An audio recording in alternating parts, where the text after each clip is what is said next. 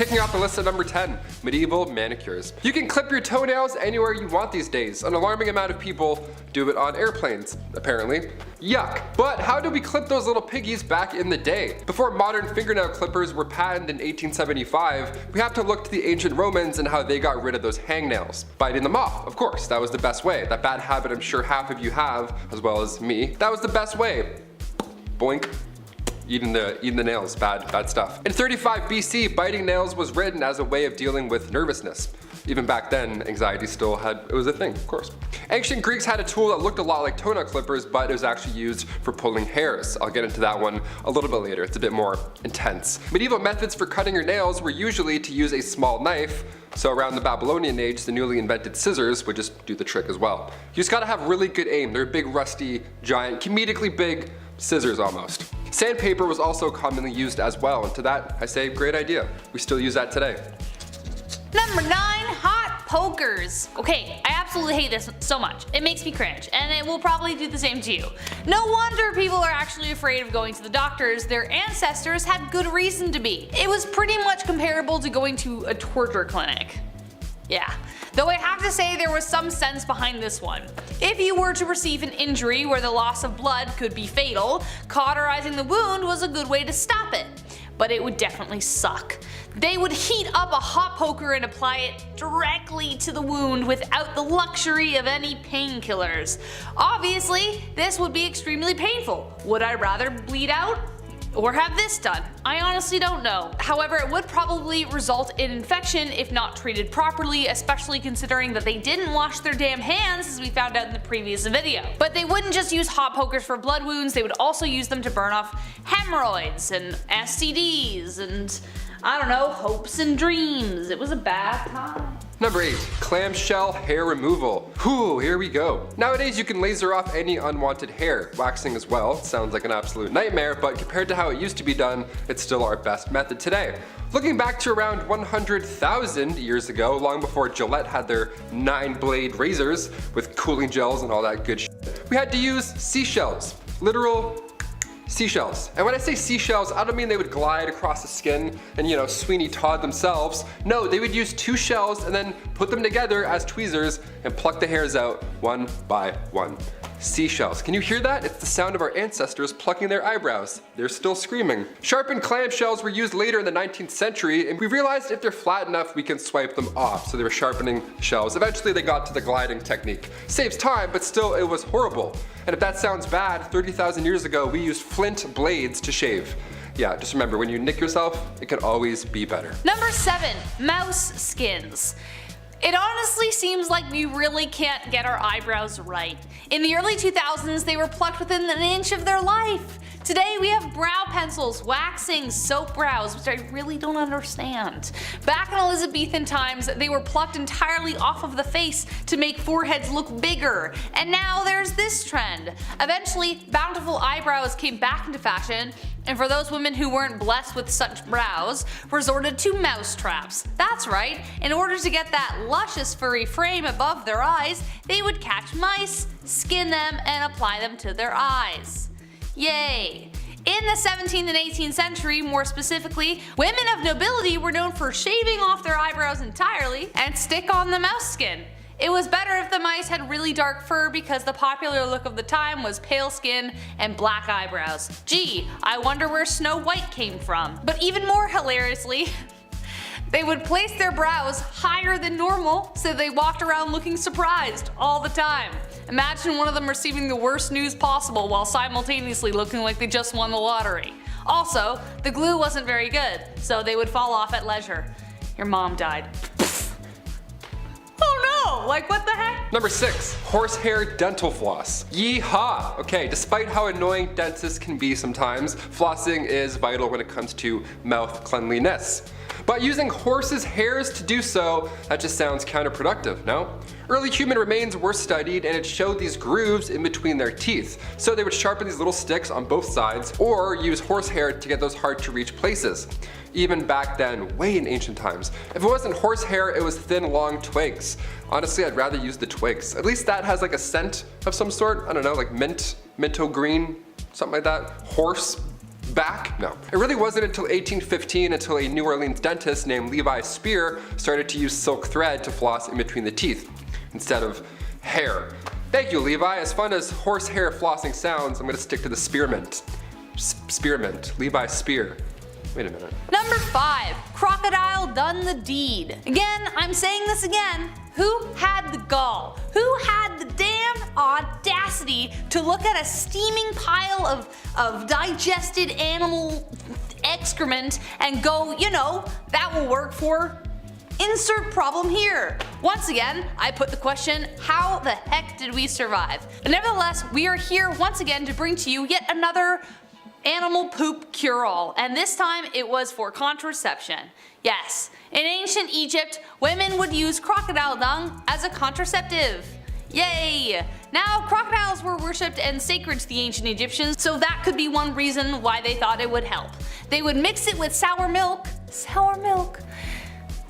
to make it a pasty kind of poop dough with a hope that would create an acidic barrier to sperm. Kind of like a dungy version of a diaphragm or a cap used today, but covered in spermicide. We had to start somewhere, but I honestly can't think of a better way to kill the mood. Hold on, honey. Gotta shove some poop out there. Number 4. Sulfur for freckles. Ooh, this next one gets me hot. This next one hits too close to home. Sorry, frecklers. I love my freckles. Every summer they pop harder and harder. Better, faster, and stronger. I love them. But back in the day, there were some pretty insane methods to get rid of them. I know, get rid of them. How could you, right? How dare you? Having freckles in ancient Roman days meant you couldn't participate in your favorite magical rituals. Yeah, sorry, Balthazar. I'll catch you the next meeting, I guess. I'm gonna go wash up. Having freckles meant you were impure or polluted. And in ancient Greece, having a beauty mark or 1,000 on your face or cheek meant a bright future was in store for you. So depends really where I am. But I'm like, huh? Medieval Europe, moles or freckles meant that you were for sure a witch. Great. That one they're onto something a little bit. I got witchy vibes. Ancient China, if you had a red or black mole, that was actually a good sign. But a brown mole, like this one, meant grave warning signs. Eee. So depending where and when you were, that freckle that you named when you were 7 could have possibly changed your entire life. In places where freckles weren't desirable, sulfur was used daily to get rid of them. We don't recommend lathering your face with sulfur. In fact, I think magical rituals are safer. Number 3. Versailles and other palaces. Did anyone else imagine when they were a kid that they were born in the wrong era and should have been like prancing around in golden embroidered gowns in palaces, or being in a masquerade decked in velvet across the room from your secret lover? Some more than most. Except there is a lot missing from that fantasy, specifically the smell. You'd think a place like Versailles with like halls of mirrors and lots of gold everywhere would be like the cleanest place to live in the 18th century, but the reality was stomach churning. Remember that red velvet dress? Well, that hadn't been washed in God knows how long, and you were stuffed in a room with people wearing the same thing, and everywhere was a toilet. That's right, nobles didn't wait to empty themselves in a chamber pot or bathroom of some kind. Versailles was their toilet. They would relieve themselves in empty fire pits, imagine if it was occupied, in the stairwell, behind doors, wherever they felt. Sounds too ridiculous to be true? Well, take this 1675 report of the Louvre Palace in Paris, and I quote, "On the grand staircases, behind the doors, and almost everywhere one sees, there are masses of excrement. One smells 1,000 unbearable stenches caused by calls of nature, which everyone goes to do there every day." Unquote. Things got so bad in other palaces, Henry VIII even had to decree that cooks in the royal kitchen were forbidden to work naked. Why were they working naked? I don't know. Or in garments of such vileness as they do. So as for my first point, I think I was born in precisely the right era. Number 2, finger food. You ever go to somebody's house for dinner and they have like 15 forks laying in front of you, just way too many utensils for no reason. That's why I like nachos, okay? It's not intimidating. Burgers aren't intimidating. You can just eat with your hands and get messy. It's easier. It's way more fun as well, just to dive in and make an absolute mess. Like medieval times, for example, they had cutlery, but you had to be somebody fancy to have it. Most of the population, being poor and all, had to eat with their hands. Chopsticks were first used during the Shang Dynasty. The oldest chopsticks ever found went as far back as 3000 BC. But come 400 AD, China's population spiked, resulting in a lack of resources for food. These stirring sticks now got a lot smaller to fit for their smaller portions, and that was the start of chopsticks. Fun fact, come the 16th century, the rich and fancy carried their own set of forks with them to their royal dinner. King Charles V of France had a vault with a few forks in it. He's like, hey, check this one out. Bing. That's how rare that kind of metalwork was back in medieval times.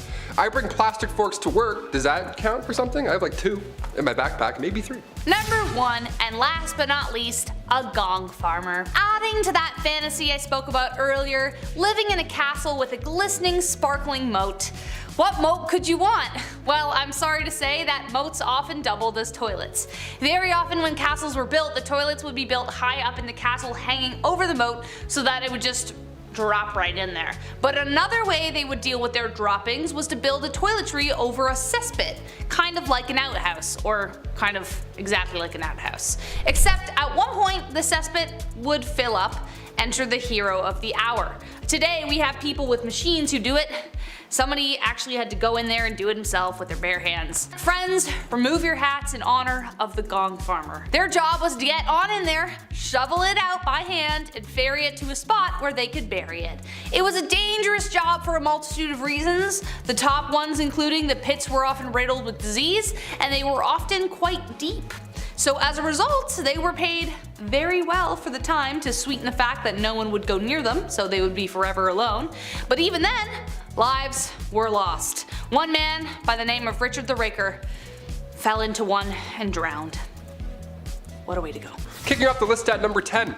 Wiper no wiping. On part 3 of the series, we of course brought up the worst job in royal history, the groom of the stool. Wiping was a royalty. We didn't have the fluffy bear family telling us to hashtag enjoy the go, where they used an incredible amount, just a wasteful amount of toilet paper. Those bears, so wasteful. We had to improvise back then and use leaves. And by we, I mean medieval peasants, not us. We discussed Romans just pooping through cold cement benches, but what did they use to wipe after the fact?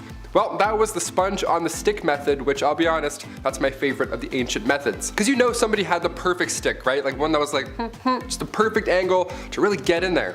No, the sponge on the stick wasn't that fun at all. It was actually communal, it was all bad. You had to share it, be like, oh, okay.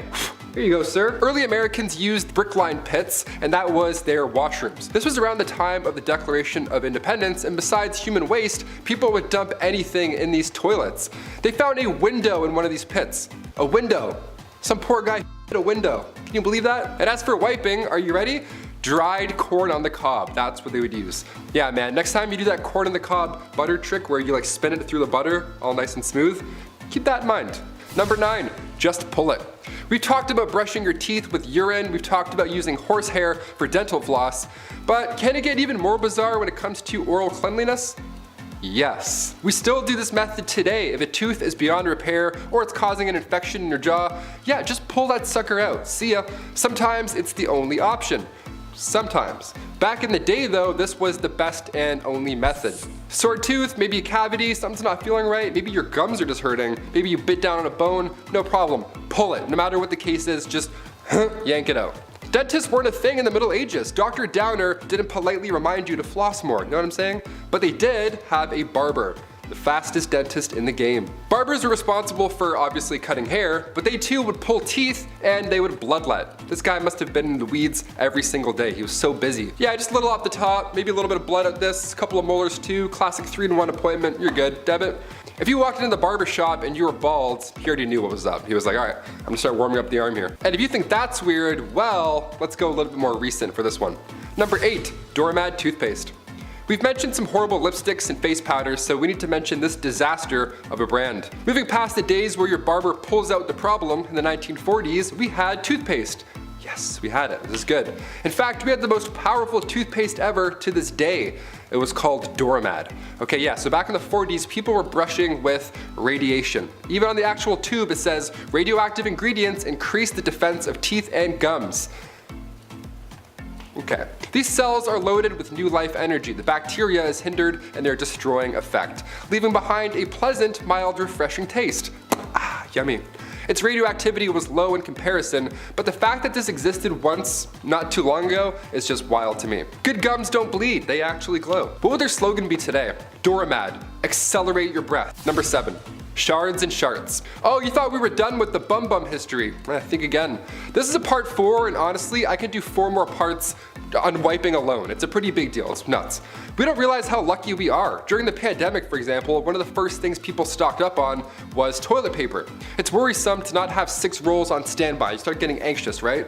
You're like, oh, but what if I eat some lobster? I don't know. Whatever makes your tummy upset. Now you know a little bit more about me. But nobody did it like the ancient Greeks, and I mean nobody. Survey says ancient Greeks would wipe using broken pieces of ceramic. Oh my god. They would even sometimes write the names of their enemies on this piece of shard and then wipe. Isn't that wild? It's like, I'll show you by wiping with ceramic with your name on it.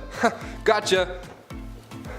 Yes, this obviously led to major health problems, and according to the British medical journals, 3 pieces was often enough. 3 is still a good number today. That's a comfortable fold, but ceramic, no, there's no way. No way. It was the better alternative, believe it or not. The other was actually sharp seashells. Number 6, deodorant. Before the Old Spice guy was even born, what did people do to smell good? What? Deodorant was first introduced to the public back in the late 1800s. It was called Mum. It was a cream that used zinc oxide, and it was stored in metal cold containers. Nothing like speed stick at all, not even close to being discreet. You can't put this stuff on the bus, since they're gonna go, what's that guy doing with that jar of goop? Ancient Egyptians used ostrich eggs when it came to ancient deodorant. They made perfumes and were amongst the first to try any type of deodorant. So, thank you.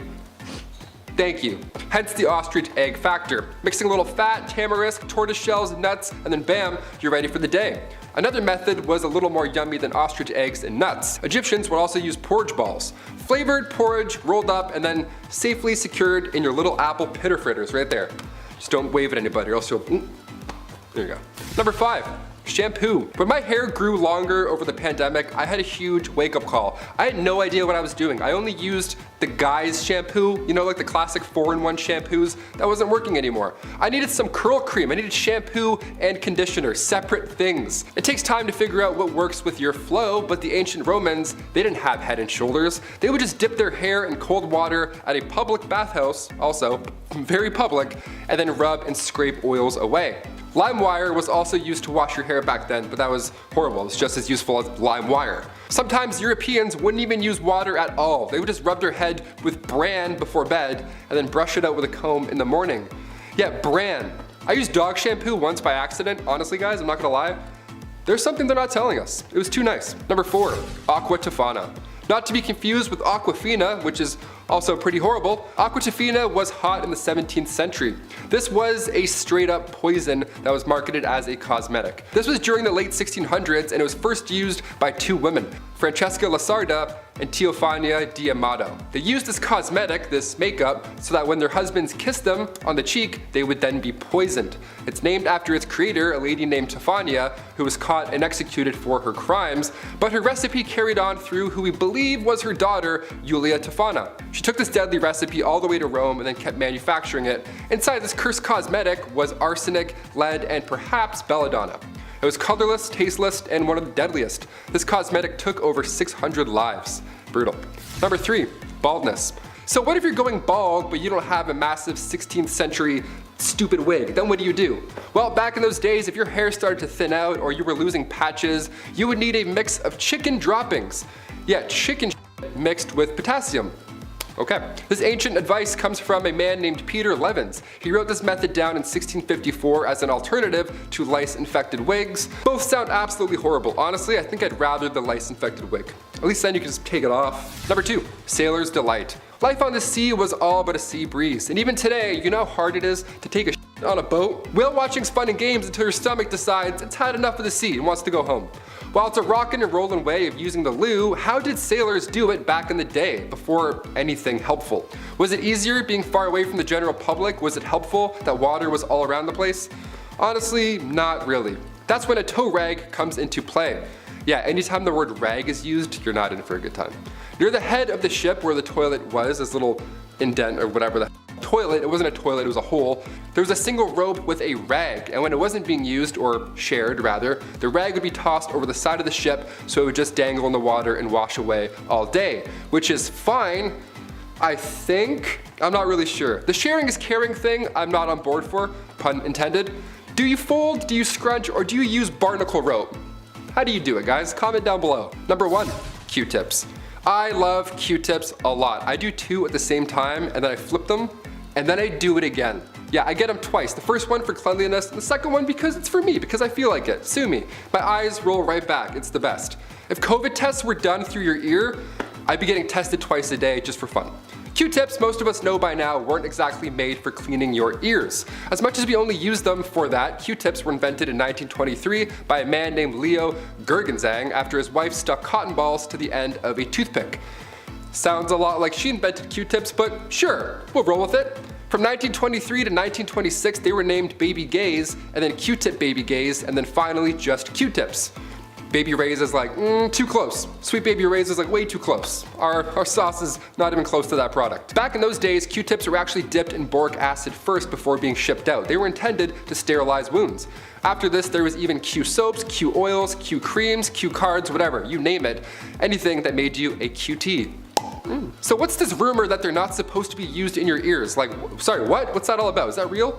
Well, in 2008, otologist Dennis Fitzgerald brought forward concerns about Q-tips and how they're really pushing earwax further into your ear canal, leading to possible infections. When Chesborough Ponds bought the company in 1962, they added the warning on the box, a warning we all gladly will still ignore, like I said at the beginning. I take one look at my earbuds and I'm like, yeah, I need 4 Q-tips right away. I need Q-tips yesterday. What's up? Kicking off the list at number 10, hot topics. Over in Finland, they're changing the game. The sauna over there is considered a national institution. It's a large part of both Finnish and Estonian cultures. These saunas are commonly found surrounding Finland's lakes, corporate headquarters, and, oh yeah, of course, the Parliament House. Saturday in Finland is traditional sauna day. It's not Saturday for the boys, it's just Saturday and we're gonna breathe in each other's mouths for a bit. I can't even fit into a bathtub. I look like an octopus trying to escape a jar. It's not relaxing, it's not a good Saturday at all. I wanna move to Finland. When government leaders can't agree on an issue, they take it to the sauna. How amazing does that sound? In the middle of passing a bill, dudes will just pause and then go hit the sauna. We need this over here. Finns describe the sauna as a secret weapon behind their diplomatic advances. Director of the Finnish Employers Confederation described the ritual saying that it's easier to discuss problems openly. It's like when we're doing a presentation in class, they always say to imagine everybody naked. Well, this was just that scenario played out in real life. Take away the briefcase and tie, you're just a naked dude sitting on a bench talking about inflation. Kind of an odd picture when you think of it. Number 9, the outhouse. One thing I am glad I don't have to deal with anymore is outhouses. Not that I ever did, it's just something I don't want to do. I called the chief again last night and he said it wasn't it again. Outhouses have been around for a long time. Technically just a hole in the ground where the business is done. It wasn't until later a small wood shack was built around said hole, and then it became an outhouse. Because the design of the outhouse is quite simple, there is a few design flaws that really just don't make any sense. Okay, yeah, it had to be built away from the house, as it is a pit full of refuse that exit a human being, but it's also built away from your house, so if you gotta go bad, I mean, you gotta go bad. You might not make it. This also is not so fun if you live in a place where it's cold, and you have to dress just to take a leak. But really what is the craziest thing is that after a certain time, that hole is going to fill up with an unholy godliness I wouldn't wish on my worst enemy. And now you gotta move it somewhere else. I know they wouldn't fill up that fast, but after a few years living in the same place, there'd be a few holes everywhere, and that's just not good decoration, is it?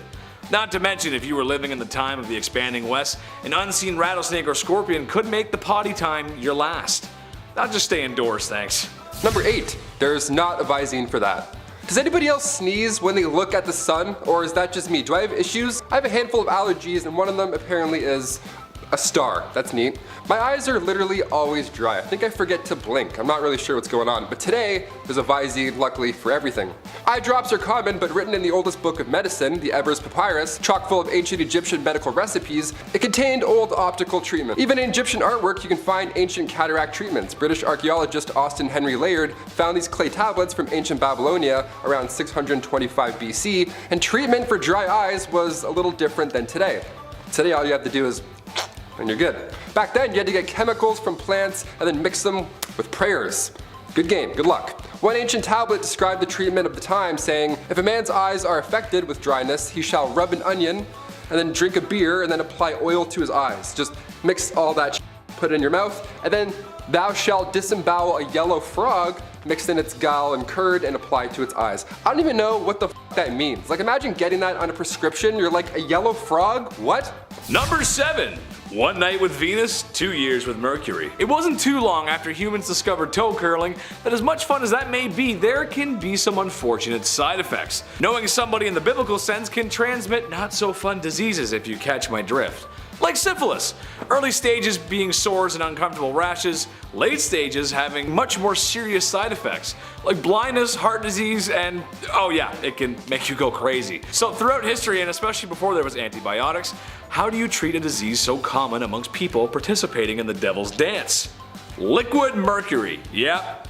People tried to treat a disease by consuming liquid mercury. When applied to the skin, it burned.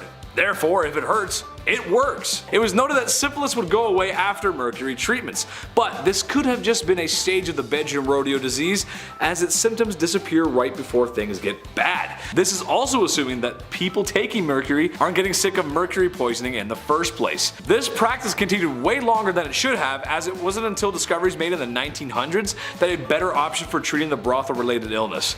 Honestly, with this kind of logic, anything's possible. Sky's the limit when you're crazy. Number 6. The Great Stink of 1858. It's one thing living through a pandemic, but at least we're not living through something called the Great Stink. Yeah, the Great Stink of 1858. Who was responsible for this? What did you eat? What happened? Well, this was an event in central London, and it lasted for a few months. In the summertime too, which is just great for great stinks. It was so hot and dry that the Thames dried up, leaving just sewage, just all that gross you can imagine. The smell was so bad, Parliament had to close for an entire day. I want to know who the first guy was to be like, you know what? Nah, I'm going home. This sucks. This sucks. Good call. In order to continue work, Parliament had to soak the curtains on the riverside of the building in lime chloride just so they wouldn't be sick. They had to soak it in chloride to be like, that's better, it's better, we think. They were on the verge of moving their entire operation to Oxford. That's how bad it was. Members of the committee were quitting their jobs. While this sounds all bad, hundreds of tons of limes were being discharged into sewers to help the smell. So if you had a stuffy nose in July 1858, you could have made 1,500 pounds a week just messing around with limes. You missed your shot. Number 5. The Human Fly Trap. This is honestly so five-head. A brilliant play. Might be one of the best moves I've ever seen. Have you ever been to a picnic with a nice sandwich, some fresh crisp potato chips, and an ice cold lemonade as you sit on a warm blanket, enjoying the view just over yonder? When all of a sudden you are attacked by a swarm of bugs that just ruin the vibes, and now you don't even want the sandwich. Who made this lemonade? It's so bitter. I don't even like chips. The pharaohs of ancient Egypt felt the same way, except they had a great way to deal with it. Simply take a few of my servants and slather them in honey. Place them away from our royal picnic, and bada bing, bada boom, you got no more flies bothering you or your sandwich. This honestly sounds completely cruel, and at a time when hygiene in general wasn't great, how did they get all that honey off? Sure, a dip in the Nile will get rid of most of it, but you'd probably just glaze yourself for a crocodile's lunch. Honey would get stuck in places where the sun don't shine. And just like shame, you can never really wash it off. Number 4. Ancient sunscreen. As soon as summer comes around, game over, honey. I burn so easily. I have freckles for 2 days, then the rest is just red and just bad, all bad. That's why I'm a fan of winter. I don't have to keep applying sunscreen to my face all day and feel like I'm about to faint. But how did Egyptians beat the heat in ancient times? They didn't have Banana Breeze SPF 35. What did they do? Well, ancient Egyptians valued their skin as a symbol of beauty. You think your morning skincare routine requires a lot of work? Yeah, buckle up. Their routine was written on a tomb wall and also scrolls. They used rice bran containing UV absorbing gamma oryzanol, and that was used to block the sun off. Jasmine as well helped repair sun damage. Just some chick named Jasmine, she was like, don't look at it, just stop. Ancient Greeks used olive oil as sunscreen, which as far as UV protection goes, did absolutely next to nothing. You'd be burnt and dehydrated, but you know what? Tan line, so. Number 3. Red Dead Bandage. America 1864. There's a polite disagreement between North and South whether the South should be still using YouTube's least favorite S word as a business practice. The verdict? It wasn't very nice. That aside, the Southern states fought hard for a very stupid reason. Idiots. Such a hard fight in the fact that it was taking a serious toll on everyone. specifically the southern economy and civilians who got caught in the raw end of the deal. The war was a huge cost of life and money for both sides, but the South just didn't have the same resources the North did. So, after years of fighting, things weren't looking too good. An example of this was the South washing and reusing bandages as supplies were low and casualties were high. This might be hard to stomach, but that's just what happened. Nurses washed the blood off of blood-soaked rags and bandages to reuse simply because there was no supply. I don't have to be a doctor to tell you that reusing bandages in a time before antibiotics is a bad idea. It might be better to just not have a bandage in that case at all, as the chance for infection would significantly increase. Dutch, you got any fresh band-aids over there? I scraped my knee fighting with Micah. Hurts real bad. Maybe get John to kiss my boo-boo better. Number 2.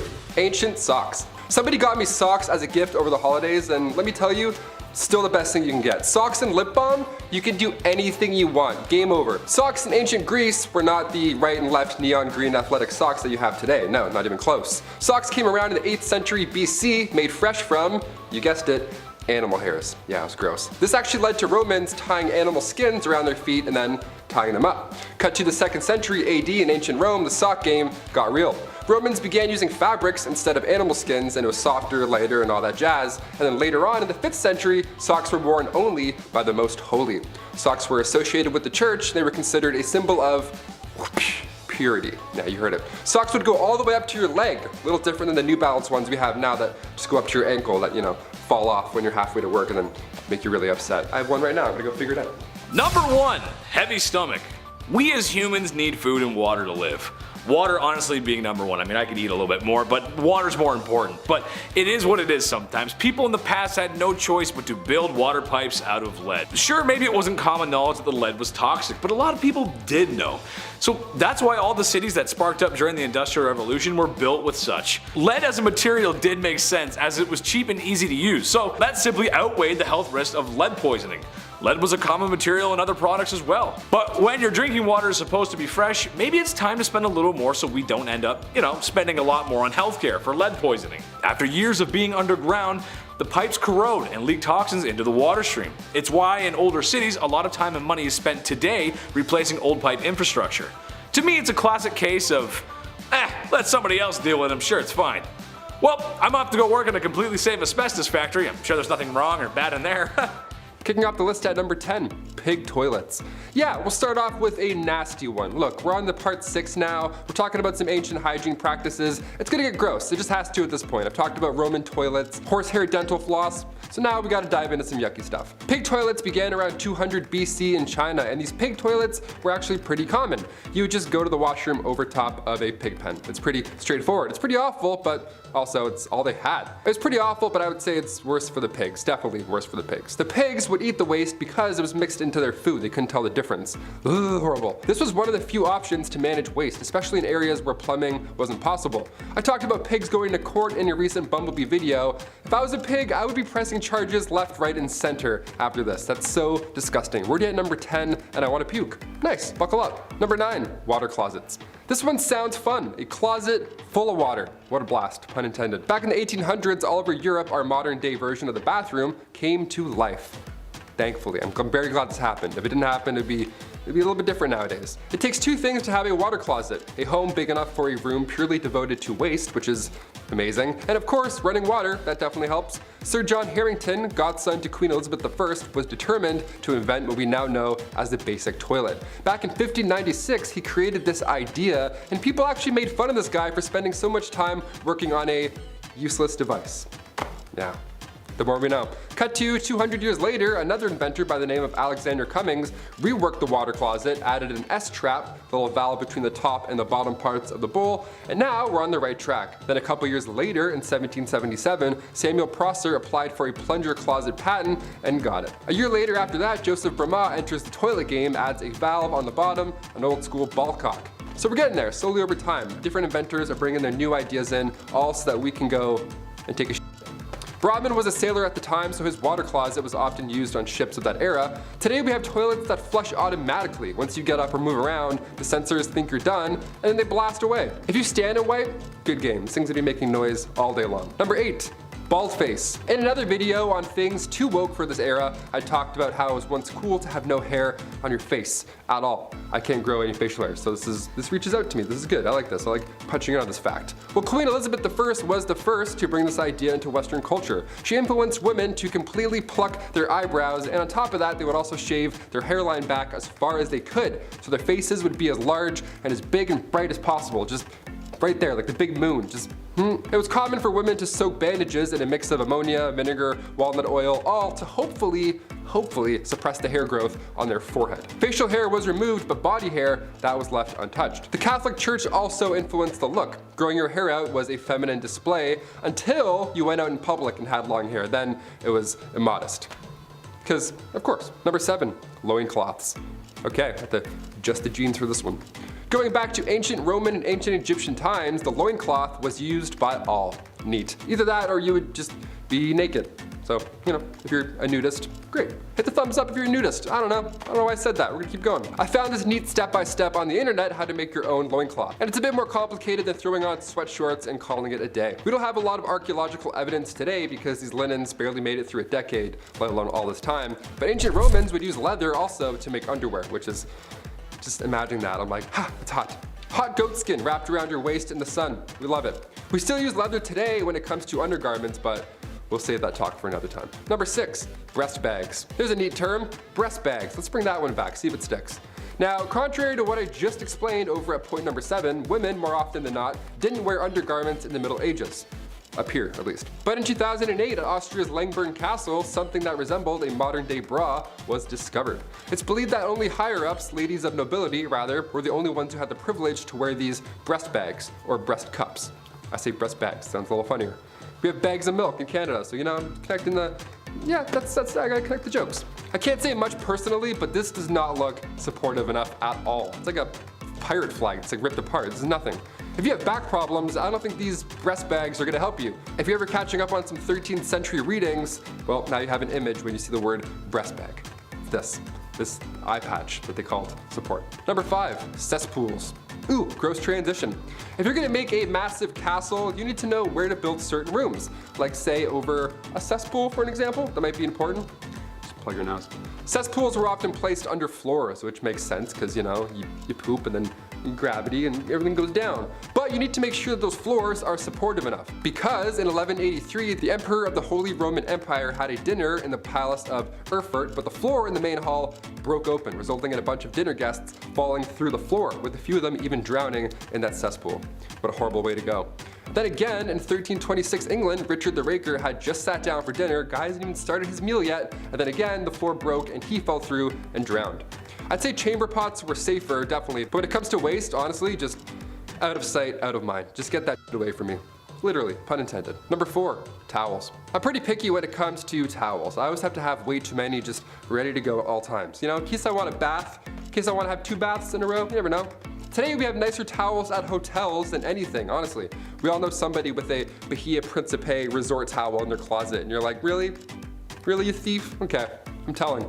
Around the 1800s, flour sack towels were the best you'd get. Now, around this time, suppliers were packaging flour and other foods in these cotton sacks.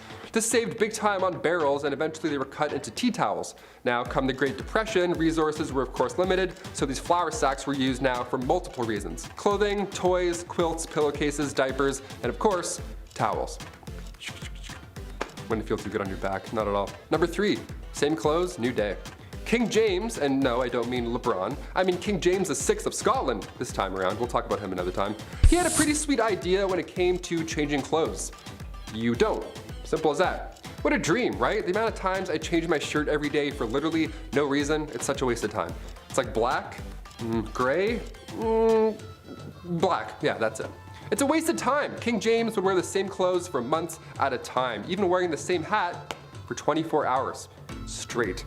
He was devoted to the hat game. He just slept like, didn't move a muscle. He went as far as not bathing either because he thought that it was bad for his health. Yeah, things were thought differently back then, as you may have known by now on this channel. James became king when he was just 13 months old, and he succeeded Mary Queen of Scots. In 1603, he took over as ruler for both England, Scotland, and Ireland for 22 years. And he looked the same every day. Gotta love it. Who's committed? Number 2, unwanted hair. Pubic hair is a biological mystery, and yes, even after we hit puberty, we still can't figure it out. What are you? What's going on? So far, we believe this is part of our evolutionary history, and it comes from a time where we needed fur all over our bodies, right? Like animals. We evolved to protect ourselves against the cold, and just in general to keep that area, you know, safe. I don't know why I did that sound, but it's safe. So why is it that ancient Greek statues of women are completely hairless? Well, this was a time where if a woman's area was hair-free, for some reason the Greeks symbolized it as being pure. Okay. So in order to be considered pure, you'd have to use razors and creams, pumice stones, methods that were not as smooth as today. What's even more annoying is that men who would grow their body hair out, that was a sign of maturing. Yeah, I'm not either of these categories. I can't grow anywhere where I want to. It's just bald. I'm just a bar of soap. Yeah, I'm not gonna use a stone to shave either. Thanks. We'll pass. Next. And finally, coming in at number 1, acne. Ancient Egyptians and Greeks came up with an interesting method of getting rid of those pimples. Now, reminder, this was long before Dr. Pimple Popper was ever a thing. You ever click one of those videos and you're watching for like 40 minutes? You're like, I'm gonna be sick. Is that yogurt? What is that? Physicians back then discussed these elevated spots with black tops that can plague your skin for 4 to 5 years. But by squeezing these mysterious spots, you force out the maggot inside. Yeah, blackheads were called maggots back then, so that's pretty horrible. That's gonna be in my head forever. They would refer to severe cases as maggots that lie in bed of roses, AKA your face. That's the bed of roses. If a physician told me I had maggots in my face, I'd faint. Teeth worms and maggots, like just brush your teeth and wash your face and then avoid all that smoke. These disorders were thought to be human skin taking on the properties of animals, so that's pretty wild. So ancient Greeks and Egyptians would use honey, vinegar, turpentine, and emulsion of bitter almonds to solve that problem. Or what I just do is I just squeeze really hard, yell one curse word, and then wipe the mirror. That's usually how I do it. Kicking off the list at number 10, creme lube. It's the 1930s, you're looking for a way to get rid of those upper lip hairs. Well, creme lube promises to have your back. They actually promise to have your armpits as well. Yeah, armpit hair and upper lip hair. Gone. For good, you say? Wow, that sounds absolutely lovely. Just don't read the fine print. Don't flip it and zoom in. Don't zoom in. This cream was applied to the upper lip, but side effects caused hair loss all over your body. And sometimes users would suffer from paralysis. It was on the market for $10, which back in the 1930s, that's a lot. Like for hair removal cream, that's a lot. Those are like Beats headphones? What is this? The Journal of the American Medical Association called this product out as viciously dangerous. Rightfully so, and those who suffered from those harsh side effects collectively sued the company into bankruptcy come 1932. The silent killer here in the cream was thallium, commonly used as rat poison. That ought to do it. Number 9, ancient birth control. Although birth control today is easier than in ancient times, it's still a chore. It's routine, it's something you have to keep track of daily, and things go wrong if you don't and lose track. There's a plethora of side effects. You have to take fake ones just so your body, your hormones are all over the place. You can get cancer from these, you can get blood clots potentially. There's very little research on long-term effects for birth control pills. And also, I'm speaking not from experience. There's no birth control pill for guys. This is wildly unfair. I have the most respect. These pills mess you up. My friends will tell me their side effects, and I can't believe it. You're all troopers. Ancient Egyptians, their method of ancient birth control was by mixing acacia fruit with honey and ground dates. This paste would then be used directly, and believe it or not, it was rather effective. Acacia gum ferments and then turns into lactic acid, which can prevent pregnancy. Not all of these ancient methods worked like this. There's another that's really bizarre, and I'll save that for the end. It's absolutely insane. I can't believe it. We'll ease our way there, you know, we'll start nice. Number 8, lash lure. Turning the calendars back to 1933, the year FM radios and drive-in movie theaters were introduced, and as well as the horrifying and deadly mascara, lash lure. This 1930s cosmetic contained a chemical, p-phenyledamine. That's how you know it's bad, when you can't even pronounce the thing. This mascara left blisters all over your face, your eyelids, the whole thing. It was really bad. There was eventually a death in 1933. One woman sadly developed an infection, a bacterial infection, and then passed away. It was so bad that later that year, her before and after photos were used in an FDA display titled The Chamber of Horrors. It was a horrible incident, but a good way to get the attention from higher-ups, so something like this never happens again. Lash lure was then the first product in history that was removed from stores entirely, so it worked. We're in the middle of something kind of similar now, I think. Cigarette packages have those horrible side effects to smoking right there on the packaging. The girl with the face. Could we see the day smoking is outlawed? I don't know, I feel like we're close. It's caused quite a few more deaths than lash lure, that's all I'm saying. Number 7, bad toothpaste. Doramad toothpaste was advertised in the 1920s. The ad shows a blonde lady with a lovely smile. Some would even say glowing. Right below reads Doramad radioactive toothpaste. Radioactive toothpaste. That sounds bad. I've played enough Fallout to know that radioactive toothpaste probably isn't a great product, especially to put in and around your mouth. It even loudly advertises its radioactive ingredients. Can you imagine this? Increase the defense of teeth and gums. The cells are loaded with new life energy. Good gums don't bleed, they actually glow. That last one I made up, but you can't tell, right? How insane is this? This secret ingredient to shinier smiles and brighter futures was thorium. The god of thunder does not brush with thorium. He uses it to polish his hammer. Yeah, it's very toxic. Number 6, Gorad's cream. Once advertised as a magic beautifier, doesn't that sound like a neat time? Gorad's Oriental Cream hit the market back in 1936. This cream was supposed to freshen up your skin, make you look lighter, younger, whatever Paul Rudd's doing, whatever his secret is, we're still trying to figure that one out. That sort of thing. But instead, this skin cream had one user ending up in a book that's very Chamber of Horrors style. This magic ingredient that was meant to magically make you beautiful had some magic mercury in it. Not something you want on your face, yeah, at all. The results were haunting. This woman had soon developed black gums, her teeth loosened, and dark rings appeared around her eyes and even her neck. Mercury poisoning is not fun. Number 5, moss. We're halfway through, and I'll say it again. I'll remind you all again, I have the utmost respect for you ladies. As a guy doing this list and like writing this list, I mean the things you had to craft back then and then, put, oh my lord.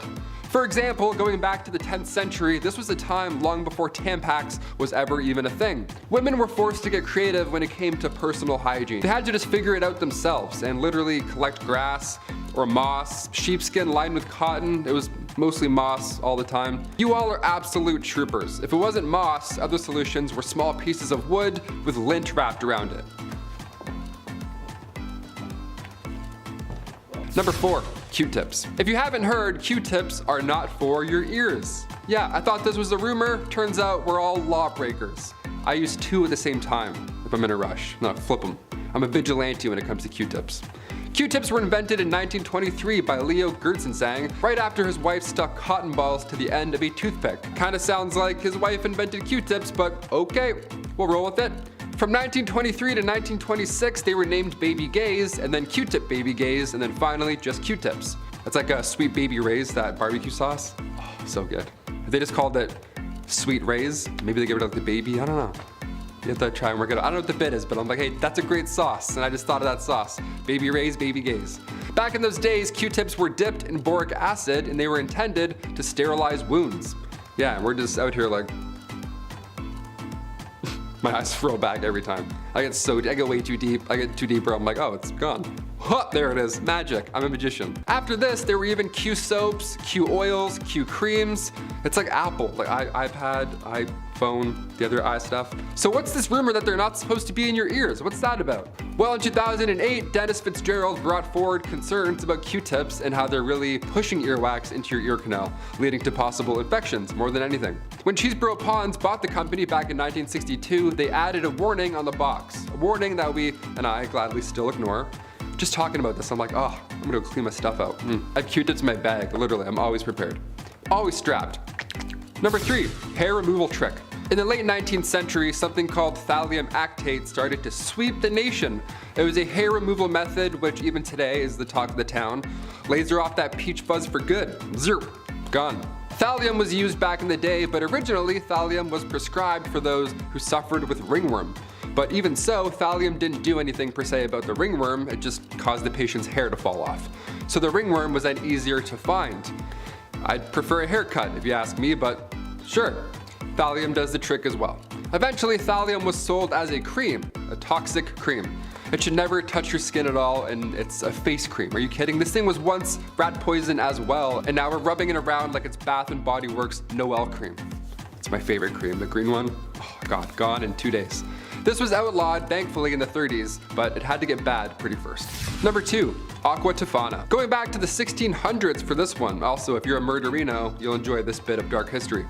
Aqua Tofana was a cosmetic that was sold to women in the early 1630s. It was a cosmetic that doubled as a poison. Yeah, sneaky, right? Some Assassin's Creed going on here. The origins of this deadly cosmetic that was sold and responsible for around like 600 deaths is pretty wild. So back in 1632, two women, Francesca Lasarda and Teofana D'Amato, they both created this poison. They worked together and created it so that when their husbands kissed them on the cheek, they would then be poisoned. But eventually Teofana was caught and executed for her crimes, but her recipe carried on through her daughter, Julia Tofana. She took this deadly recipe to Rome and then kept manufacturing it. Inside this cursed cosmetic was arsenic, lead, and belladonna. Colorless, tasteless, and one of the deadliest. And finally coming in at number 1, more ancient birth control. Okay, we kicked this list off catching up with ancient Egyptians and the aid of acacia trees and all that jazz. So I figured we'd end on a ridiculous birth control method from the ancient Roman days. Saunas, who was known as a Greek gynecologist back then, his idea for Planned Parenthood was not a good one. It was not a good idea. He wrote that after you bump uglies, in order to prevent pregnancy, the woman must squat and sneeze. First of all, no, not a chance, no, and also, if you're thinking about it, no. Secondly, who can sneeze on demand? I certainly can't. I had a really nice time tonight, cheers. That's not possible, no. Many methods from the past are questionable. In ancient China, it was commonly told that drinking hot mercury could prevent pregnancy.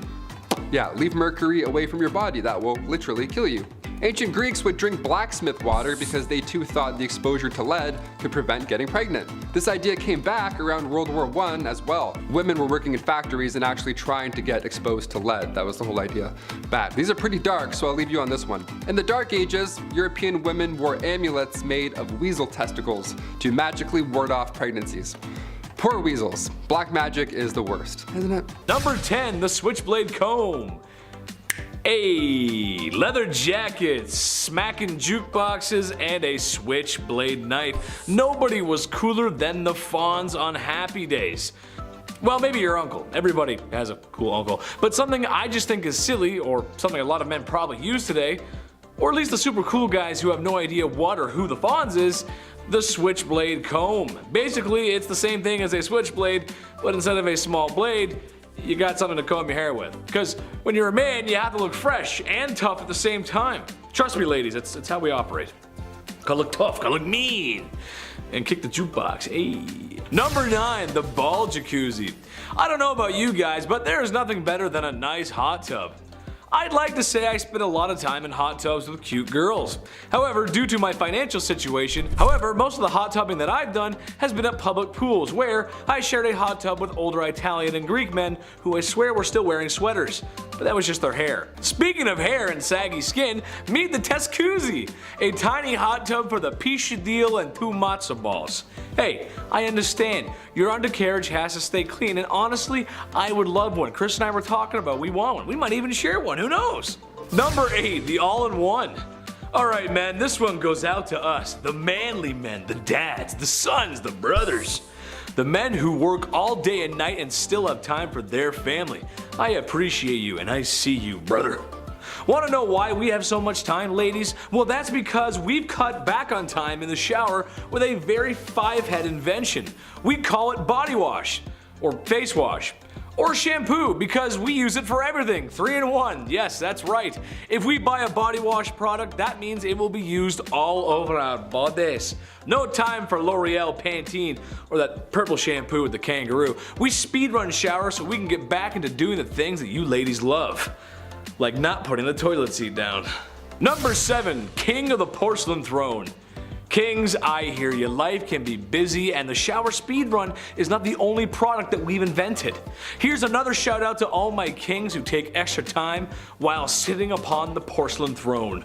I salute you. Yes, that's right. Besides doing the hygienic process of evacuating one's bowels, we take a mental health break in the bathroom. A time to check in, relax, take inventory, and take a breath of some not so fresh air, especially if you ate Taco Bell the night before. Is it strange to sit there in that situation? Perhaps, but like any other guru, we need a space to feel our spirituality. Would Yoda be Yoda if he didn't meditate? Sit on the toilet, I will. Number 6, the beard apron. This is just so smart, and I'm seriously considering buying one because this is the bane of my existence. Sometimes the lumberjack look is too much for me, and the closer I get to looking like Chris Farley, the better. I think I have a great motivational speaker impression. Maybe I'll show you guys one day. We'll see. I don't know. However, when shaving my beard, I have nowhere to go, and it's too cold in the winter to do it outside, so that's why this is so smart. Basically, it's an apron that you post up like a hammock. So when you're shaving down those chiseled cheekbones of yours, all the little hairs fall into the apron. That way your GF can't yell at you because there's no mess to be made. Necessity truly is the mother of all invention. Number 5, bacon products. Who doesn't love bacon, right? Bacon is delicious. Bacon is a delicious meat that can be enjoyed for breakfast, lunch, or dinner. Personally, there was nothing like waking up on a Saturday morning as a kid to play some GameCube and eat bacon and eggs, my favorite. I was a tubby kid and I was easy to impress. However, while bacon may not be the king of the breakfast table, it is the bootleg flavor of fragrance and the non-food market. It seems every time there's a store, gift shop, or novelties being sold, a bacon flavored, scented, or themed product is there for men. And it's not far behind. Because yes, we are tough and rugged, and we eat meat because we're cowboys. So that also means we want breath mints that are artificially bacon flavored, right? No, we don't. They taste horrible. It's awful. No one wants that. Nobody wants that. Number 4, bath bomb. Call it genius marketing, crazy society, or people wasting money, but a lot of hygiene beauty products that women purchase, men do too. They just gotta repackage it and inject it with 300 cc's of testosterone because men. Take the hand grenade bath bomb for instance. Taking bath bomb to a whole other level. Yes, the one I saw while researching was very colorful and it looked like it had a fruity scent, but it was shaped like a hand grenade from the Second World War. No way an adult man would fall for that, right? Pfft, no! Chris, you see my rubber ducky? Number 3, the man bun. Honestly, I don't mind this trend. I actually think it looks good. Certainly better than the mullets of the 90s. There's no way you can tell me mullets look better than man buns. You just can't. The man buns are actually somewhat organized, especially if dudes grow them out and maintain them. However, what is strange to me is the man bun add-on. Yeah, it's like a man bun extension. You just like a clip-on. Basically, look like the guy who plays Wonderwall at every party for the low price of $19.99. I can't be dissing too much though, because I wore a clip-on tie till the 9th grade. But the girls thought I was cute. I think so. Number 2, gendered products. Another broad stroke here, but when things get placed into categories, there's always 2 colors that get used. Pink for girls, blue for boys. While I'm not sure whether colors are actually masculine or feminine themselves, it has been hardwired into most of us, that's just how it goes. Anything plastered in blue or male-like imagery, it's what's meant for men. I, however, as a kid had an absolute 5-head play. To protect my valuables from thieves and villains in the night, I always chose something that was girl-themed, pink, or something a boy wouldn't pick, as I thought if presented with my stolen items, I could always identify them since only a boy would choose girly stuff. From my Nintendo DS to my notebooks and honestly everything in between. Hot pink was in and Chetty made it work. I thought the plan was foolproof. I never really thought though what would happen if a girl took my stuff though. I didn't really think that wouldn't work for that, would it? No, it wouldn't. Number 1, wine in a can. This one is just so silly to me, and for any wine connoisseurs out there, take this with a grain of salt. I'm no sommelier, but I enjoyed the odd glass of wine, even if it comes from a box. I always thought the wine glass was elegant, higher class, but that doesn't mean you have to be higher class to drink it, or be less masculine. Well, now there's wine in a can for men, because we can't have flimsy glasses. We'll break those glasses because we're so strong. Oh yeah. I just can't imagine wine in a can tasting good. It has to be worse than wine in a box, right? Let me know in the comments, guys. I'm curious. What do you like to drink? Let Chetty know. I'm curious. I'd love to hear. Number 10, snake eyes. Well, not exactly snake eyes, but after extended use of belladonna drops in the eyes, you would probably wish that a snake bit you in the eyes. Belladonna is poisonous. It's a no-cal zone, red flag.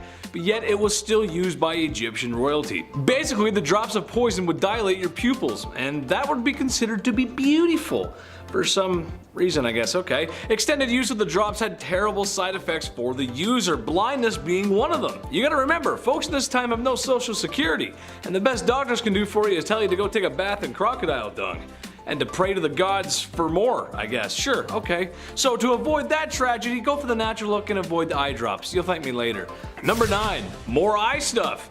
Thought I was done with the eye stuff? Well, guess again, amigo. I ain't done yet. I've got lots more to say about that. Okay, maybe a little. Eyeshadow and eye color. Some ladies today would say no special outfit is complete without it, and honestly, I have to agree, ladies. Sometimes y'all do some stuff with your eyes that makes me say, damn, you look good. Damn, you look good. However, some ladies might be cautious to slap some color on their face if they knew the origins of the product. As for the royalty of Egypt, eye makeup was in. Seemed to be a trend. However, they weren't so cautious of where their makeup got its origins. Egyptian eye glitter had 2 key ingredients: applicable powder and bugs. Yeah. You know the super colorful ones that are like really big and you wouldn't want to be around? Yeah, those. Beetles, scarabs, and pretty much anything you could find. They would then crush them into a heavenly pulp and smear it all over their royal faces. I have issues with spiders and wasps as it is. I have no interest in wearing them whatsoever. I actually hate wasps. That's just, even just crushing up a bunch of, and just, oh, this is good. Oh, I love this. This is the best. Yeah, no, don't do that. Number 8, sweet traps. When you're royalty of one of the most successful empires and civilizations in human history, it means you ain't gonna lift a finger. Less than any other celebrities do today, probably. So what to do with all that extra time in your hands instead of living like everyone else?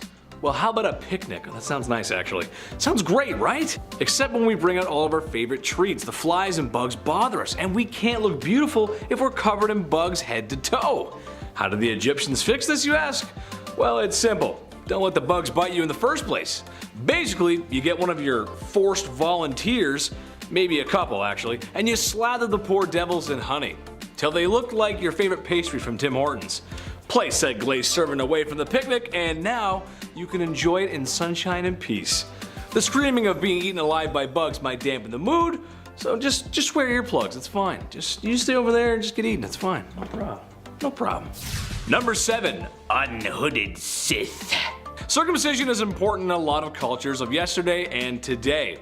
Now at this channel, my job is to come out here every week and make you laugh. So to the men out there who still have their Jedi robes, imagine every day of your life you got sand in places that sand shouldn't be. Anakin Skywalker's worst nightmare, and honestly explains why he hates sand so much. But perhaps one of the reasons Egyptians used this hygiene service was to stop sand getting in their wiener's one-eyed bandit. There's no showers, nothing to really get it out once it's in there.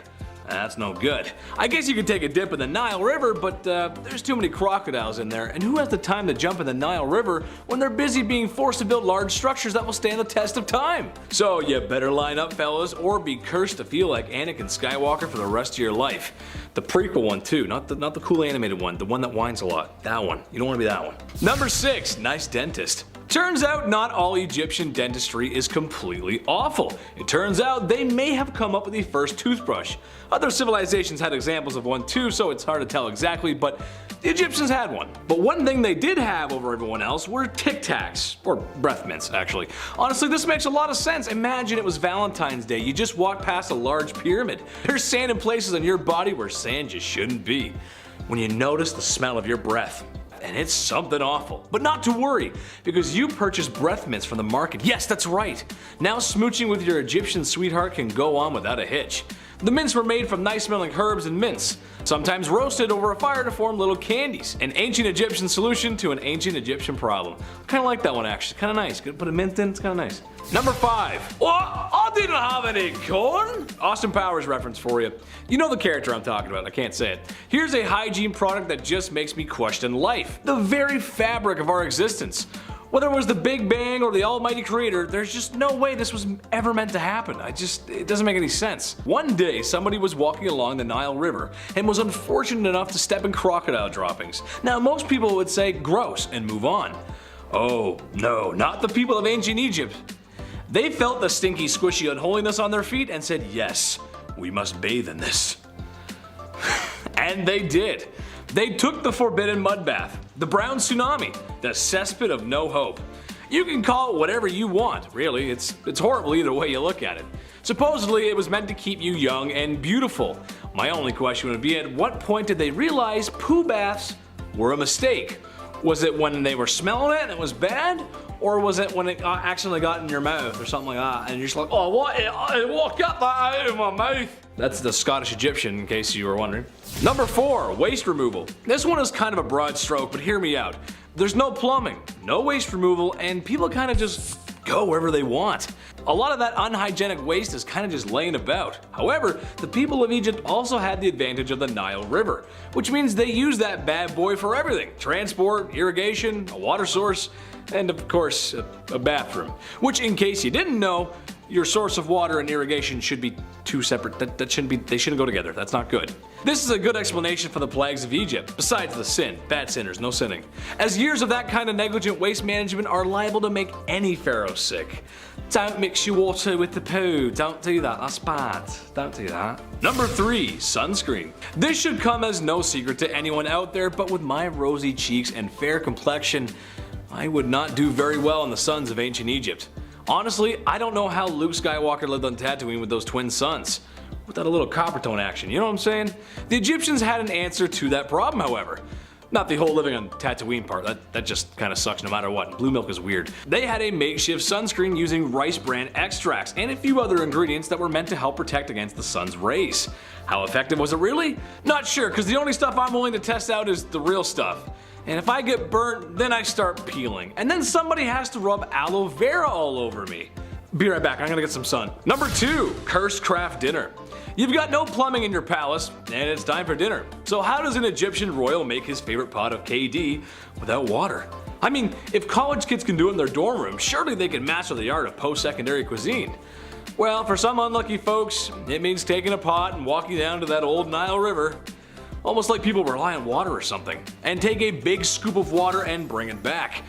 But while you begin to scoop some water, you may notice someone is picking up crocodile dung. And people are bathing in the water. And to your left, there's a maiden washing clothes, and to your right, there's a man doing something I can't repeat on YouTube. Oh well, time to scoop some more water up and consume this clean, nice water at home. Oh, this is the best. Tastes like the village. It's nice. Number 1, pink milkshake. Does it still count as hygiene if you ain't breathing? I say yes. Besides the pyramids and maybe the Nile, mummies are the most famous things about Egypt. And in a weird way it is hygiene. Hygiene for the afterlife. When someone super important passes on, it's time for a little game of operation. Stomach, liver, intestines are removed and put into jars. You never know when you might need that next. The heart is left because it's the heart, and the Egyptians were die-hard poets, so you got souls in there, you gotta keep that. The most grim process to me, however, is turning the human brain into a forbidden milkshake by mashing it with a small spike and then draining it out in what must have been the grossest waterfall ever. Oh god, oh god, that's so gross. Anyway, then you take some linen and start wrapping the mummy up like a dad wrapping last minute gifts on Christmas Eve. Bada bing, bada boom, there you go. Buddy is prepped for the afterlife. Don't mind me, I'm just gonna be sick from the brain milkshake. Ooh. Kicking off our list at number 10, seam squirrels. I love squirrels. Being Canadian, we see quite a bit of them. They're a little too friendly for me at times, but they're great. During the Old West era, seam squirrels were, well, not what you think. Personal hygiene was not a priority for many people back then, obviously, and lice infestations were unfortunately quite common. Now, the type of lice that affected people during this time was commonly known as body lice, which is pretty horrible. That could be found in the seams of clothing, hence the term seam squirrels. Yeah, not actually a squirrel at all, it's just body lice. Gotcha. Body lice, of course, was a major problem during the Old West era, and they were responsible for the spread of diseases like typhus, trench fever, and relapsing fever. Relapsing fever? I haven't even heard of that one. That's terrible. These diseases were often fatal because, you know, ye Old West, and many people in the Old West succumbed to them. To combat the spread of lice and the, one of many diseases that they carried, people in the Old West often resorted to extreme measures, such as burning their clothing or even shaving their heads completely. That's why you see old cowboys and they look like they're stressed. They have no hair, their clothes are just gone. You're like, what happened? Lice. Lice happened. Some people also used remedies like vinegar and kerosene to try and kill the lice, so yeah, it was a rough time either way. Overall, lice infestations were a significant health concern during the Old West era, and they played a significant role in the spread of disease. Yeah, it wasn't just rats in the medieval era, it was also lice, which is even grosser in my opinion. Number 9, Old West dental. I could use some Old West dental recently. I'm chewing on one side right now, you know what I mean? In the Old West, dental hygiene was not a priority for everyone. They couldn't afford it. And also, dental care was often very sparse. You couldn't really find it anywhere, for that matter. People generally didn't have access to modern dental tools or products, and many did not have regular access to any dentists at any point in their life, which is a sad but real fact. That would suck, I'm terrified. However, there were some basic dental hygiene practices that people in the Old West may have followed to keep their teeth, somewhat in their heads, keep their gums not rotten. Didn't do much, but did something. There were toothbrushes. Not many, but wasn't as good as Oral-B. There's some stuff. More often than not, you'd have to use twigs or chew on mint, that kind of natural survivor stuff. Some people may have also used a cloth or a rag to rub their teeth clean. Yeah, don't forget your tooth cloth before you go on vacation, I guess. Gotta and then put it back in your pocket. Your old woody teeth, gotta rub those. Access to professional dental care was limited in the Old West. Some towns, some had dentists, but all they did back then was just pull out the problem. They didn't give you a crown. They're like, which one hurts? All right, get out of here. All without anesthesia, so that's a great time. You're gonna remember all of it. Other options included a community toothbrush, which is hilarious to think about and also so sad. Yeah, some public establishments had a public toothbrush. Can you imagine? Go out, have a little brush, check your teeth. All right, cool. I'm gonna go back to the bar. I'm gonna be sick. I'm gonna actually throw up right now. Number 8, no spitting. Spitting was a common habit back in the Old West. You see it in movies and parodies. They're always spitting on the ground and stuff. Well, it's because it's real. It's a real fact right there. It wasn't officially outlawed. However, many towns and cities did prohibit spitting on sidewalks and inside of public buildings because, yeah, please don't do that. Thank you so much, sir. This was largely due to concerns about hygiene and, of course, like I said earlier, the spread of disease. In addition, spitting was considered rude and uncivilized behavior. Yeah, of course, and many people were offended by it. Middle of conversation, guy just spits in between your feet. I'm like, wait, don't do that. Please don't do that ever again. Some businesses even had signs asking customers to not spit on the floor. Can you imagine what kind of shithole you're in? You have to ask people not to do that. There was also social norms in place that discouraged spitting in certain situations. For example, it was considered impolite to spit in the presence of a woman or in formal settings, which, yeah, I agree, still do that today. That's great. Despite these efforts to discourage spitting, it remained a common practice among cowboys, miners, and other workers in ye Old West. They're like, yeah, I have shit in my mouth. I don't know, we don't have water. I'm gonna spit. Sorry. Number 7, communal towels. Ugh, this one's so rough. It's exactly what you think it is. It was a ride. Today we have paper towels that you pump like 13 times just to get a little sheet. Or sometimes, if you're lucky, that Dyson air drying thing where you just dip your hands in for like 13 seconds and then it's done. You're like, oh, the future is here. That's always fun, that one. Back in the Old West, communal towels were often used in public restrooms and other shared spaces. Yeah, just one towel for all. Just to dap off everything that's wet or damp back then. Ew. These towels were usually made of cloth and hung on a rack for multiple people to use just in public, like it's your bathroom. While this may seem unhygienic by our modern standards now, it was a common practice at the time. So yeah, I don't know, we can laugh a bit, I guess. People were generally less concerned about the spread of germs and diseases back then, and communal towels were convenient and they were a cost-effective option for public spaces. However, with the rise of awarenesses about hygiene and germs and all that nasty stuff, the use of these towels eventually fell out of favor in the earliest 20th century. Thank God. Imagine dapping off your lips after eating some wings with a communal towel. Some cowboy just, and then he, and then you come in and wipe your, that's so gross. Number 6. Hair care? Yeah, I added a question mark there because, I don't know, not much TLC going on top back then. Throughout history, people have used a variety of natural ingredients for hair care. Nowadays, guys have it too easy. It's like Axe 5-in-1. It's like hair, armpits, legs, feet, all like, no way you can do all of that. Popular methods in the Old West were whiskey and castor oil. Yep, all on your big exposed head, right in the sun, there you go. Pantene Pro V wasn't a thing then, so folks were rubbing their heads clean with castor oil. That's a nightmare. Whiskey was believed to help cleanse the scalp and often promote hair growth, while the castor oil, that option, that was thought to moisturize and condition the hair. So that'd be a fun 2-in-1 back then. That's great, put that in the stocking. These ingredients were readily available and most importantly, they were affordable, making them popular, but also, realistically, it was their only option. Guy's doing whiskey, he's like, yeah, let's clean it up top. It's so hot. It's like, ugh, really burns. Number 5, medical shows. Today, medical shows, they're fascinating. Dr. Pimple Popper, I'll watch that all day while I eat. I don't even care, I'm disgusting like that. Dude's getting mashed potatoes squeezed out of their back, so I'm like, let's go, I love it. I'm slapping that thumbs up, it's my shit. Back in the Wild West, the 1860s, the 1890s, you know, they had what's called medicinal showmen. These are, what an absolute joke, what a con. These guys would go town to town selling elixirs and tonics, everything one needs to live a happy and comfortable Western life, but they were full of lies. None of this shit is true. These professional medicinal showmen would have pawns run ahead and plant themselves in the audience before these random demonstrations of amazing medical elixirs, right? These shows, bunch of bullshit. They would call up random audience members, that guy that ran ahead, and then use one of these elixirs and magically treat their ailment on the spot in front of the public, right? Almost as if it was a magic show. One of the most successful of these elixirs was the elixir made from John Healy and Charles Bigelow. It was a mixture of herbs, roots, and animal fat, said to treat any and all illness, but in reality, it was just an extremely strong laxative. So yeah, if you're gonna take it, make sure you're close to home. Yuck. Number 4, bad bartenders. When we think of old saloons, old West saloons with the swinging doors and stuff, a few catchphrases and a cowboy with some whiskey, all that good stuff, the bartender back then would pour a drink, the cowboy would take the bottle instead. So illegal. Sir, that's that, please put that back. Back in the wild Western days, grabbing a drink at the bar wasn't like that at all. It wasn't like anything you see in the movies. It sucked. Bartenders, they had no regulations to follow behind that dirty bar. But not only was it very high proof, but some bevies like tarantula juice would just poison you. It was literal poison. If its name didn't tip you off, it was literally made with poisonous ingredients, because that's how cowboys did it back then. But they're hairs. I don't know. Tarantula juice was made from strychnine. If you drink it, you're gonna feel like there's tarantulas crawling all over your skin.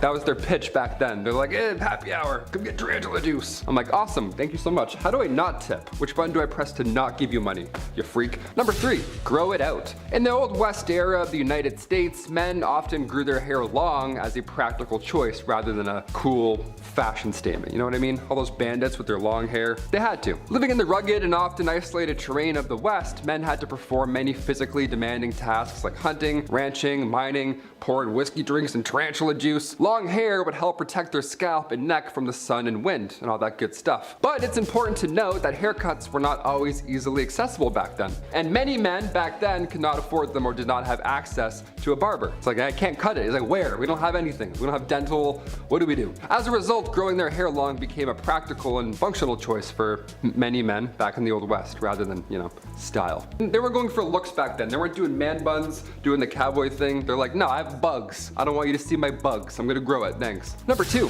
outhouses. This one here stinks. In the Wild West, outhouses were sadly common as indoor plumbing was not yet available. Didn't think of that yet. So these structures were often simple and consisted of a small building, if you want to call it that, with a hole in the ground for your waste disposal, if you want to call it that. Now, due to the unsanitary conditions and lack of proper waste management and knowledge about germs and stuff, outhouses could attract a variety of insects and other pests, and it was just bad to go in there. Flies, mosquitoes, other bugs, they were commonly found in and around these structures, and they could potentially transmit diseases to humans. So if you're in there, you really get your business done and then get out. You don't want to waste time. You're not checking any tweets while you're in there, that's for sure. Despite the unsanitary conditions of an outhouse, they were a necessary part of daily life in the Wild West. And people learned to tolerate the bugs and just deal with it because they're like, you know what, this is better than going on outside. Whatever's going on out there, we're good. Close that up. One time I went to a cottage when I was younger and my mom didn't tell me that they had only an outhouse. No running water the entire week. I was like, awesome, let's turn around, I guess. I'm not doing that. I held it for like 7 days straight. It was a nightmare. And finally, number 1, broken bones. I'm lucky enough to have never broken a bone. I mean, knock on all the woods. But what if you did back in the old Western days, right? Then what would happen? What, is a cowboy gonna heal you up? No. What if you were trying to learn a kickflip and you broke your leg? Then what? What are you gonna do? If the dental plan was any indication, it's not pretty, not a lot of options. In the Old West, broken bones were a common occurrence, particularly among those who worked in physically demanding jobs, like ranchers, miners, cowboys. Around livestock, those things kicking you randomly, something's gonna break. Treatment options were limited and often relied on first aid techniques, splinting the affected area with whatever materials were available, such as wood, cloth, or even animal hides. It sounds crazy, but back then that was really the only method for immobilizing broken bones. Pain relief, that was only provided with natural remedies, such as opium or willow bark tea, so you're gonna feel that entire healing process. It's gonna suck. More serious fractures, like ones that,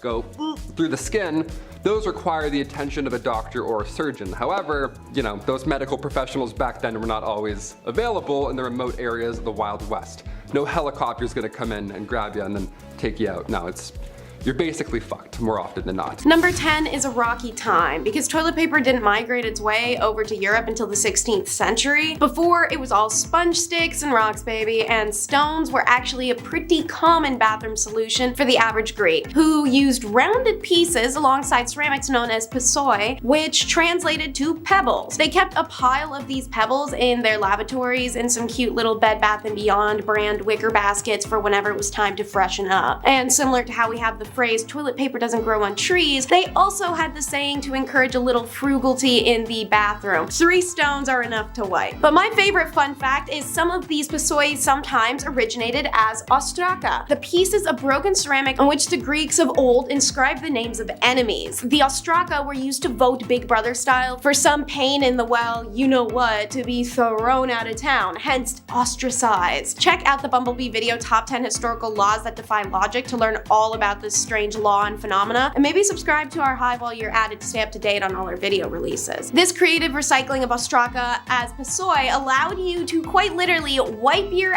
on the name and representation of someone you hate. However, the downside is that ancient Greek society had immensely high case of hemorrhoids, so you win and you lose. Number 9 is red lip, pale face, and I'd say she was breathing in snowflakes too, but there wasn't any of that in ancient Greece. At least I don't think so. While nowadays there's a massive culture of skin tanning and darkening, but in olden times it was the opposite. It was pale, pale, pale. People wanted to look like chalk, loaves of Wonder Bread. The closer your complexion was to that of HP printer paper, the better. Even if it meant the Greeks would powder their entire bodies with lead to achieve it. Now that was around 200 BC, but thankfully by 1000 BC, they'd wisened up and realized rubbing poison over their entire body maybe wasn't the vibe. So instead, they mixed it with chalk, because diluted poison isn't as bad as the full thing, and then they smeared that everywhere. At least it was less deadly. After achieving the visage of freshly prepared mayonnaise, Grecian gals would then mix up some red iron deposit powder with fat or wax and rub that on her lips. And now, ice that cake with mascara. Don't worry, it's only a mixture of egg whites, resin, and ammonia. You've now achieved the supernatural glam that doesn't make you look like the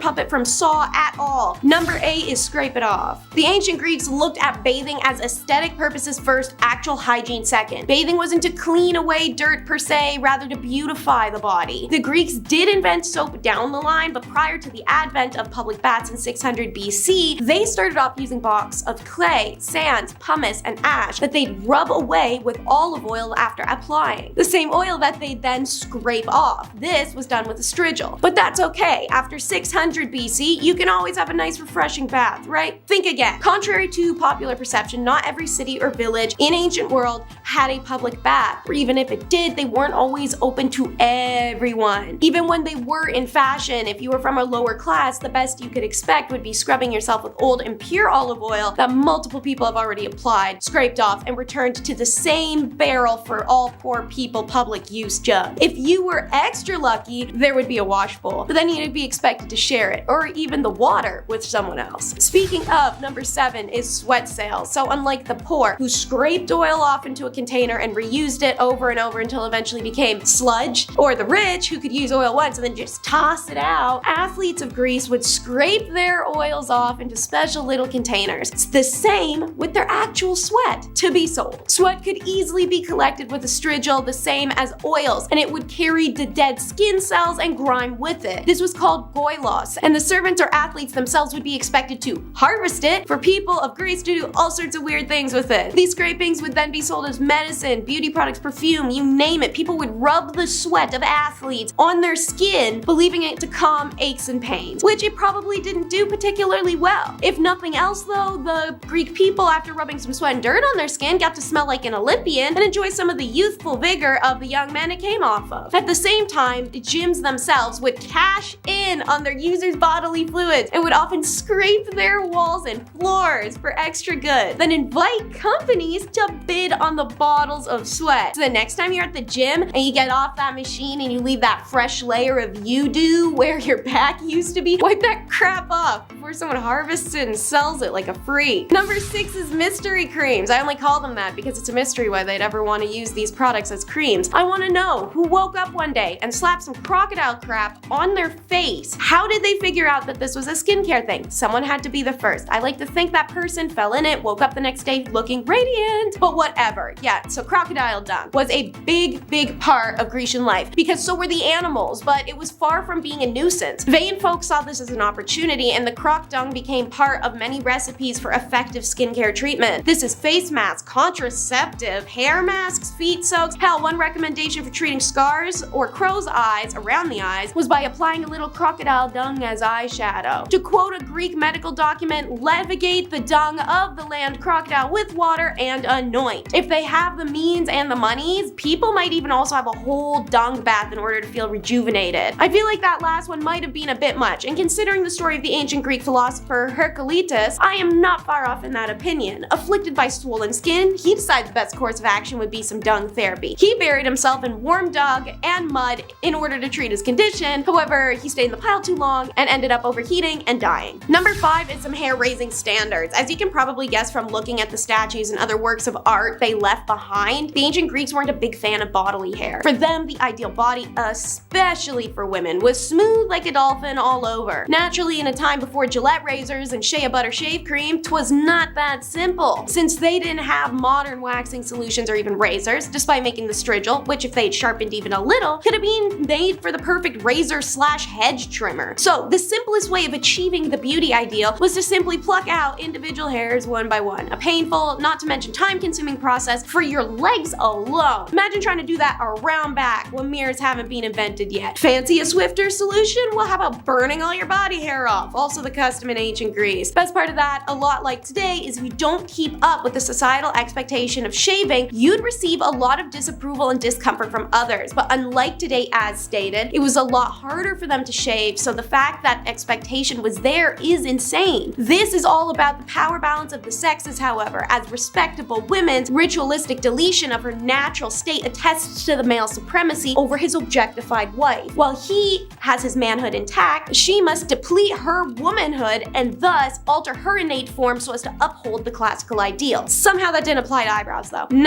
Those had to be like full Frida Kahlo experience. The Greeks wanted their ladies' eyebrows to look like a push broom on their damn forehead. In case you ain't picking up what I'm putting down, unibrows were all the rage. Even if you couldn't get to grow one, you could always draw some in. Number 4 is the bush, a favorite of the 70s and of ancient times. Historically, ancient Greek men have had an absolutely fascinating relationship with their down there hair and how they cultivate it. The styles of trimming and manscaping changing per centuries in the overtures of cultural change. In the classic period, the trimming and even shaping, yes, shapes like a heart or a sparkle or a loaf of bread, I don't know, I'm just spitballing, were done on a men's down there. Naturally, this was easiest and most elaborately done by aristocrats, while the poor and common men did more basic triangles or squares or whatever you can do, I don't know. Anyways, by modifying his natural state down there, a man can remove himself from the realm of ordinary man. I mean, think about it. Natural down there growth equalizes every man post-pee, but the aristocrat elevates himself with this shaven distinction, idealizing its subject as a man more sophisticated than one who possesses unruly and uncontrollable tough. However, during the Tyrannicides revolt, Greek artisans started repping the au naturel in challenge to this. In general, the artistic representation of pubic hair became more naturalistic, abandoning the archaic array of wildly shaven flourishes for simpler and subtler trim jobs. The Greek state began to show that it valued the average citizen with both its institution of democracy and, by extension, its more naturalized rendering of down there hair. The increasingly liberated down there hair on the mid-5th century masculine sculptures exemplifies this development. The ancient Greeks continued to fluctuate through down there hairstyles afterwards, and their paper trail, or perhaps hair trail, isn't subtle either. Sculptors throughout centuries mark these changes, as does scholarly works such as Asterophanes' Listatria. Number 3 is teeth cleaners. Gotta get your chomper squeaky clean somehow, and back in ancient Greece, you had a few options. First off, powders would be made as toothpaste, and these would be substances like lum, ashes, clay, peppermint, propolis, fennel seeds, cardamom seeds, and a magic substance called mastic. mastic. Mastic is also a resin that's a strong antiseptic. They also added abrasives like sand and crushed bones. These powders would be applied to a thin, dampened cloth, string, or twigs, all of which would be then used to rub, buff, and shine in between and on the teeth. By the time of the Roman Empire, the elites had actual servants whose job it was to clean others' teeth, and you could visit them and pay for a wash job. Now, to address the whole urine mouthwash thing, we've all heard about it at some point. It's true, but it's not. It's not like the Greeks were gargling the early morning dark yellow. They were adding derived properties from urine to their toothpaste. So that brings us to number 2, which is the uses of urine. Similar to how you can harvest salt from water, you can collect important acidic properties from processing urine. This is still awful and gross, but only because in modern times we're a lot more squeamish to concepts like that. In fact, people back then weren't even unaware that it was kind of crazy. The poet Catullus once mocked his clean-toothed enemy Egnatius, who, to quote him, has shiny white teeth and grins forever everywhere. If he is in court when the council excites tears, he grins. If he be at a funeral pyre where one mourns a son devoted, where bereft mother's tears stream for her only son, he grins. Whatever it may be, wherever he is, whatever may happen, he grins. And he curses him out by saying to him that the higher the polish on your teeth, the more it proclaims that you have drank your piss. The Roman Emperor Vespasian famously instated a urine tax by taxing the public bins where people dumped urine collected from toilets. The tax was so lucrative that it was continued by his successor Titus. The collected pee was then sold as an ingredient to businesses, workshops, and tanneries, which subsequently were taxed for it. These businesses used it for tanning leather, producing soaps, refining tooth products, making medicine, making elixirs, and more. Ammonia, urine's key ingredients, was used by launderers to get stains out of clothes, and even farmers used it as fertilizer to grow the perfectly acidic fruits. Number 1 is Aunt Flo. It's been determined that there's a good possibility that women back then had fewer periods and lighter bleeding in ancient Greece than we do now in modern times, just because of diet, climate, and biological changes over history. But weirdly, the expectation was that they would actually bleed very heavily and regularly, and if they didn't, then remedies needed to be used to bring out the blood. Aristotle mentions menstruation being like the flow of blood from a sacrificial animal that must be maintained. As for stopping the flow once it started, the ancient Greeks took after the Egyptians, using a small wooden splint as the tampon base, then wrapping wools and linens around it before cramming it on in. Reusable pads were also made of layering cottons and wools that can be easily separated and washed later. Just remember not to wear any white in the hot Mediterranean sun while you're quite literally on the rag.